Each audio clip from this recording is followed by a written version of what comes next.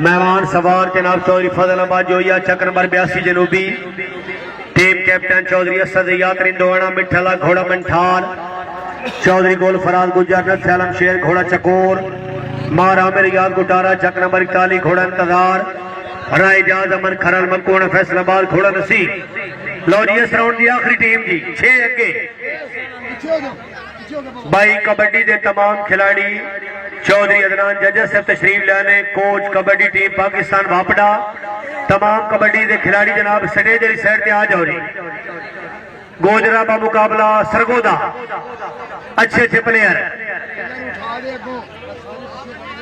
लो जी इस राउंड की आखिरी टीम 6 अगे इंशाल्लाह 20 मिनट या आधा घंटा ज्यादा ज्यादा टीम 4 नेजाबादी फाइनल उस तो बाद कबड्डी मैच जी। चौधरी असद यात्री दवाना मिठा लट चौधरी गोल फराज गुजर मार आमिर याद गुटारा राय जाद अमर खरल।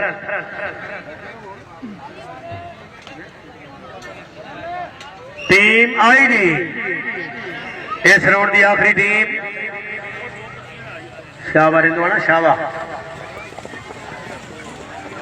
शाबा 16 नंबर 7 हो गई जी। चलो जी 7 की 7 सिरे